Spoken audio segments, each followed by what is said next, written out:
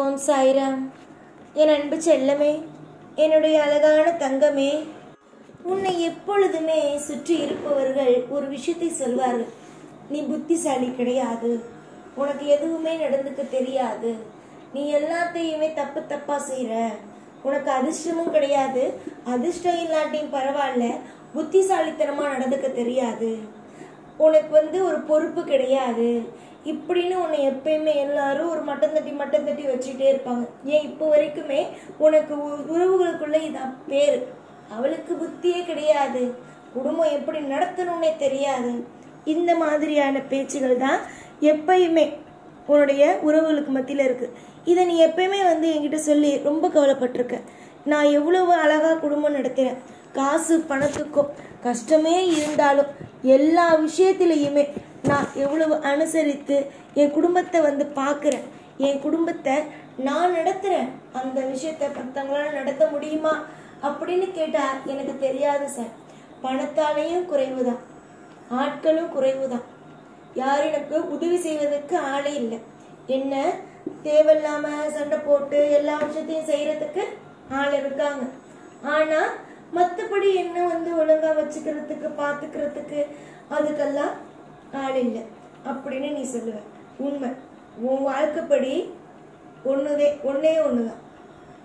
புத்திசாலி இல்லை நீ அப்படின்னு சொல்றான் பாரு, அவன் முட்டாள். நீ புத்திசாலி. எப்படி தெரியுமா? ஒரு விஷயம் சொல்றேன் கே. நீ எப்படி புத்திசாலி நான் சொல்றேன், உன்னை முட்டாள்னு சொன்னான் பத்தியா? நீ புத்திசாலி கிடையாது, நீ முட்டாள் அப்படிங்கிறவன நான் முட்டாளுங்கிறேன். எப்படின்னா ஒரு கதை சொல்றேன், நல்லா கேளு. ஒரு முனிவர் இருந்தார். அந்த ஆசிரமத்துல நிறைய பேர் படிச்சாங்க, 2 பேர். இவங்க 2 பேத்துக்கும் நிறைய போட்டி வரும், எப்ப பார்த்தாலும் போட்டி சண்டை இப்படியே வரும். இது முனிவருடைய காதுக்கு போய் சேர்ந்தது. சேரும்போது முனிவர் சொன்னார் அவங்க 2 பேர்த்திட்டையும், இன்னைக்கு சமைக்கிறதுக்கு ரொம்ப நேரம் ஆகுது, எனக்கு ரொம்பவே பசிக்குது, அதனால நீங்க மரத்துல போயிட்டு பழத்தை பறிச்சுட்டு வாங்க அப்படின்ட்டு சொன்னார். 2 பேருமே சரி ஐயா அப்படின்னு சொல்லிட்டு ஓடினாங்க. ஓடிட்டு பார்த்தா ஒரே இந்த மரத்தை சுத்தி ஒரே முள்ளுதான் இருந்துச்சு. ஒருத்தவன் என்ன பண்ணா, முதல்ல வந்தவன் என்ன பண்ணா, கொஞ்சம் பின் வாங்கி வேகமா ஓடி அந்த மரத்து மேல தாவிட்டான். தாவி அவங்க முடிஞ்ச அளவுக்கு பழத்தை பறிச்சுட்டு கொண்டு கொடுத்துட்டான் முன்கிட்ட. 2வது இருக்கிறவன் என்ன பண்ணா, ஒரு அருவாள் எடுத்துட்டு சுத்தி இருக்கிற முள்ளெல்லாம் வெட்டிட்டான். முள்ளை வெட்டிட்டு திரும்பி பார்க்கும்போது அந்த பக்கம் போறவங்க சுலபமா பழத்தை பறிச்சு சாப்பிட்டுட்டு போறாங்க. சில பேர் அந்த மழையில நிழல்ல உட்காந்துட்டு போறாங்க. இவனும் முள்ளெல்லாம் வெட்டிட்டு பழத்தை பறிச்சுட்டு வந்துட்டான். அப்போ முன்னோர் சொன்னாரு, புத்திசாலியா இருக்கிறது 2ஆவதா வந்தான் அப்படின்னுட்டு.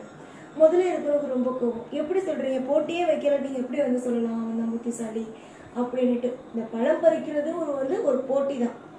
அவன் நீ என்ன பண்ண, சுயநலமா பழத்தை நான் கேட்டேன் அப்படிங்கிறதுக்காக பழத்தை மட்டும் பறிச்சுட்டு என் கையில கொடுத்துட்டேன். ஆனா 2ஆவதா வந்தவன் மற்றவங்களும் நல்லா இருக்கணும் அப்படிங்கிறதுக்காக எல்லா விஷயமும் செஞ்சான். புரிஞ்சுச்சா? அவன் தான் புத்திசாலி. சுயநலமா இருக்கிறவன் என்னைக்கும் புத்திசாலி இல்லை அப்படிங்கறத சொன்னான். அதுதான் உன் வாழ்க்கையிலே உன் உறவுகள்லாம் சுயநலமா இருக்காங்க, தான் வாழ்ந்தா போதும். ஆனா நீ வாழணும், குடும்பம் வாழணும், உன்னுடைய குடும்பம் வாழணும், உன்னுடைய துணையோட குடும்பம் வாழணும். இப்படி எல்லாருடைய குடும்பத்தையும் மனசுல வச்சுக்கிட்டு எல்லாருக்கும் நேரத்துக்கு காலத்துக்கு அவங்கவுங்களுக்கு செய்ய வேண்டிய கடமையை செஞ்சுக்கிட்டு நீ ஒரு இடத்துல மிகப்பெரிய, என் மனசுலலாம் நீ மிகப்பெரிய இடத்துல இருக்க. புரிஞ்சுதா? ஏன்னா உன்ன மாதிரி எல்லா விஷயத்தையும் செய்யணும், எல்லா விஷயத்தையும் கொடுத்துட்டு மற்றவங்ககிட்ட அழகா இருக்கணுங்கிறத நினைக்கிறதுனா ரொம்ப குறைவு. ஆனா நீ அப்படி இருக்குங்கும் போது எனக்கு ரொம்ப சந்தோஷம். புரிஞ்சுதா? அதனால இந்த மாதிரியான விஷயம் சொல்றாங்க பாத்தியா, நீ முட்டாள் அப்படிங்கிறவங்க சுயநலவாதி. அவங்க தன்னுடைய வாழ்க்கையை மட்டும்தான் பார்ப்பாங்க. அதனால அடுத்தவங்க சொல்றாங்கிறதுனால எல்லாம் வச்சு நீ அதிர்ஷ்டம் இல்லாதவ, நீ புத்திசாலி இல்லை அப்படின்னு நினைக்காத. நீ எல்லாரும் வாழணும்னு நினைச்சு உன் வாழ்க்கையில சேர்க்கிற விஷயத்தெல்லாம் எல்லாருக்கும் செலவு செஞ்சுட்டு எல்லாருடைய சந்தோஷத்தையும் பார்த்து ரசிக்கிறேன். இந்த மாதிரி இருக்கவங்க ஆரம்ப காலத்துல கஷ்டப்படுவாங்க. ஆனா போக போக போக போக தெய்வத்துடைய அனுகிரகத்தினாலும் தெய்வத்துடைய கருணை பார்வையினாலும் மிகப்பெரிய அளவுக்கு வளர ஆரம்பிச்சிருவாங்க. இன்னைக்கு ஊரு பேசுது, உறவு பேசுதுன்னா நாளைக்கு அந்த ஊரும் உறவும் உன்னை தலைநவந்து பார்க்கும், உன்னை வியப்போடு பார்க்கும். உன்னை என்னடா இது இப்படியெல்லாம் வளர்ந்துட்டாளே அப்படிங்கிற ஒரு ஏக்கத்தோட பார்க்கும். உன்னை மாதிரி வாழணுங்கிறத பார்க்கும். அவங்க வாழ்க்கையில் நீ முன்னு உதாரணமாக வச்சு பார்க்கும். ஆனால் வெளியில் காட்டிக்க மாட்டாங்க. ஆனால் மனசுக்குள்ள 1000 ஆசை இருக்கும். புரிஞ்சுதா? அதனால எப்பயும் ஒன்று தெரிஞ்சுக்கோ, வாழ்க்கையில் நீ நல்ல பிள்ளை.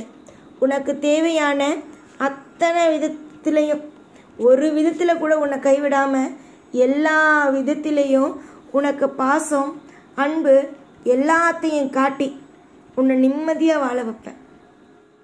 இன்னைக்கு எதுவும் இல்லாத முட்டாளாவே நீ இருக்க மற்றவங்களுக்கு மத்தியில்.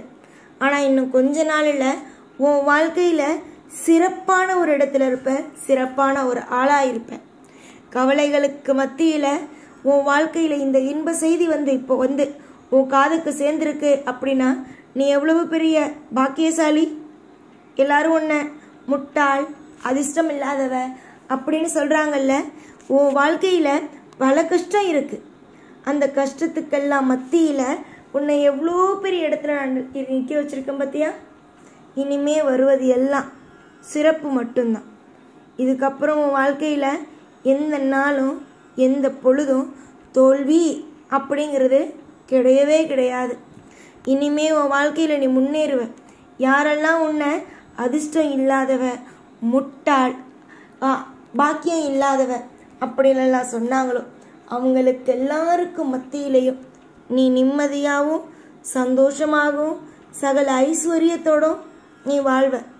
தொடர்ந்து எல்லா விதத்திலேயும் உனக்கு பிரச்சனையை கொடுத்துட்டேன் அப்படின்னு நீ நினைக்கிறீல, சாய் தான் எனக்கு பிரச்சனையை எல்லாத்தையும் கொடுத்துட்டாரு, இல்லைன்னா நான் நல்லா இருப்பேன் அப்படின்னு நினைக்கிறீல, இனிமே நான் சொல்கிறேன், உனக்கு நான் பிரச்சனை கொடுக்கல.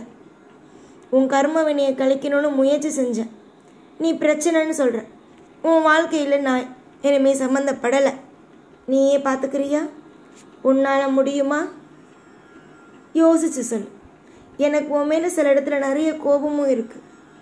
அது இது மாதிரி விஷயம் நீ நினைக்கும் போது தான். இனிமே வரும் காலம் மொத்தமும் சிறப்பான காலமாக இருக்கும். அளவுக்கு மீறிய உன்னுடைய வாழ்க்கையில் கஷ்டத்தை கொடுத்தன்னா இனிமே வரும் ஒவ்வொரு விஷயமும் இன்பம் அப்படிங்கிற ஒன்றத்தை கண்டிப்பாக கொடுப்பேன். உன் வாழ்க்கையில் தோல்வி அப்படிங்கிறது இனி வரும் காலம் இருக்காது. நம்பிக்கையும் விடாமுயற்சியோடும் நீ போராடிட்டு இருக்க. உன்னுடைய போராட்டம் அத்தனையும் வெற்றி பெறட்டும் அப்படின்னு நான் ஆசீர்வாதம் பண்ணுறேன். தொடர்ந்து முயற்சி செய்யுங்க. உங்கள் வாழ்க்கையில் முயற்சி செய்கிற காரியம் அத்தனையும் வெற்றியாகவே இருக்கும். எதிர்பார்த்த ஒவ்வொரு விஷயமும் உனக்கு கிடைக்கும். அப்போது யாரெல்லாம் உன் வாழ்க்கையை பார்த்து என்னென்ன சொல்கிறாங்கங்கிறத அப்பையும் பார். அப்போ சில பேர் சொல்லுவாங்க, நீ முன்னேறினதுக்கு அப்புறம் எனக்கு தெரியும் இவன் முன்னேறுவான்னு. சில பேர் சொல்லுவாங்க, இவன் என்ன வழியில் முன்னேறுறான்னு யாருக்கு தெரியும், என்ன போய் பேசுகிறான்னு யாருக்கு தெரியும்பாங்க. அதனால் பேசுகிற வாய் பேசும். எதையும் நினச்சி கவலைப்பட்டுக்கிட்டு கண்ணீரை சிந்திக்கிட்டு எப்பையும் அழுது புலம்பிக்கிட்டு இருக்காத. நிம்மதியாக இருக்கியா? உன்னால் உன் குடும்பம் நிம்மதியாக இருக்கா அப்படின்னு பார். அழுது புலம்புறதோட நிம்மதியாக இருந்தால் எல்லாமே சிறப்பானதாக இருக்கும். புரிஞ்சுதா? இந்த வாக்கு என்னைக்கும் பலிக்கட்டும். எப்போதும் உன் கூடவே இருப்பேன். இந்த சாய் வாக்கு என்னைக்கும் ஞாபகத்தில் வச்சுக்கோ. ஓம் சாய்ராம்.